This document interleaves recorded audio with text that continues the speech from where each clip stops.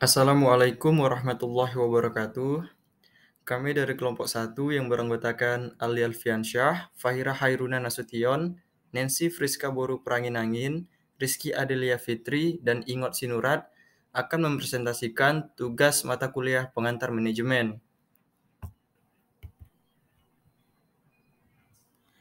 Adapun materi yang akan kami bahas adalah motivasi dalam organisasi dan manajemen.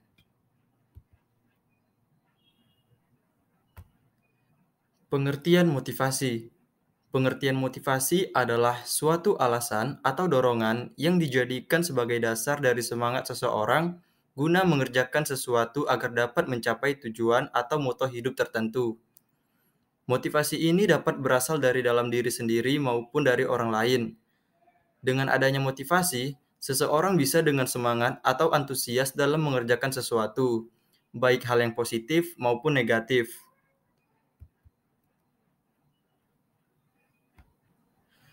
Teori kebutuhan dari motivasi. Menurut Abraham Maslow, perilaku manusia dapat dipengaruhi oleh motivasi.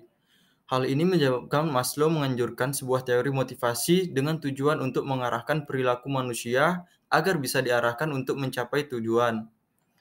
Teori Maslow ini terdiri dari tingkatan kebutuhan manusia sesuai dengan skala prioritas. Menurut Maslow, jika kebutuhan dasar terpenuhi, maka seseorang dengan sendirinya akan berusaha untuk memenuhi kebutuhan berikutnya. Berikut beberapa spesifikasi kebutuhan manusia. 1.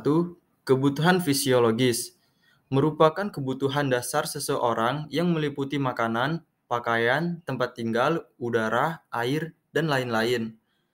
2. Kebutuhan keselamatan. Kebutuhan ini juga penting bagi manusia. Semua orang menginginkan keamanan, perlindungan bahaya, keamanan properti, dan lainnya. 3. Kebutuhan sosial. Kebutuhan ini menjadi penting karena manusia pada hakikatnya tidak bisa hidup sendiri. Manusia butuh orang lain sebagai bentuk interaksi sosial. 4. Kebutuhan penghargaan. Kebutuhan ini berhubungan dengan keinginan untuk menghargai diri sendiri, pengakuan dan rasa hormat dari orang lain. 5. Kebutuhan aktualisasi diri.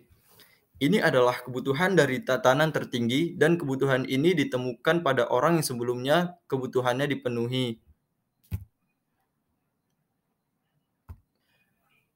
Perspektif kebutuhan mengenai motivasi. Perspektif kebutuhan atau needs perspektif, teori kebutuhan menekankan pertanyaan apa sebab motivasi, yang dihubungkan dengan identifikasi alasan perilaku pegawai. Para teorisi ini menganggap bahwa individu berkelakuan dengan cara tertentu untuk berusaha mencapai tujuan yang didorong oleh keinginan untuk memenuhi kebutuhannya. Jadi, analisis teori ini lebih menekankan pada faktor-faktor kebutuhan yang membangkitkan perilaku individu yang bersumber dari dalam diri seseorang. Perspektif keseimbangan dan keadilan mengenai motivasi. Perspektif keseimbangan dan keadilan mengenai motivasi berangkat dari asumsi bahwa termotivasi tidaknya seseorang dalam organisasi atau lingkungan pekerjaan sangat bergantung kepada anggapan apakah dirinya mendapatkan perlakuan yang adil ataukah tidak dalam hal penghargaan yang diterimanya. Perspektif keimbangan dan keadilan mengenai motivasi ini menjelaskan bahwa motivasi individu ditentukan oleh kesesuaian antara job input dan job reward. Job input yaitu usaha, kemampuan, keadilan, loyalitas, waktu, dan kompensasi. Job reward yaitu upah, kepastian dan keamanan kerja, benefit, peluang karir, status, dan peluang promosi. Perspektif pengharapan mengenai motivasi. Perspektif pengharapan dapat dikatakan perspektif yang memandang bahwa motivasi seseorang dalam berperilaku dan bekerja sangat tergantung pada berbagai pilihan penghargaan yang akan diperolehnya berdasarkan tingkatan perilaku dan pekerjaan yang akan dilakukannya. 4 asumsi dasar. 1.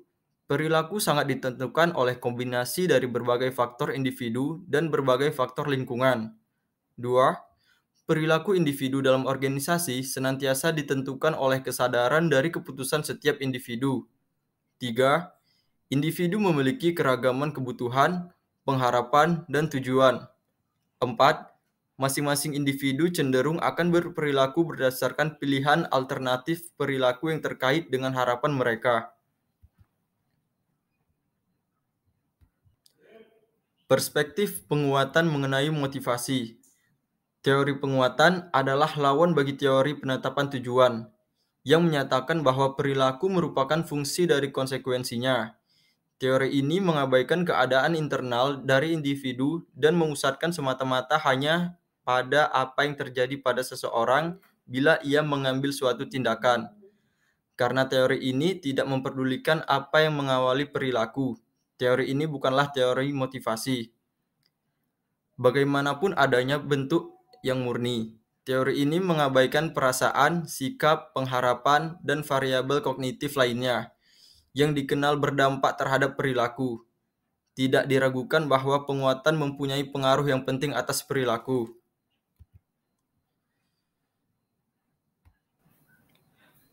Demikian presentasi yang kami buat. Apabila ada salah kata ataupun bahasa yang kami tulis di sini, kami mohon maaf.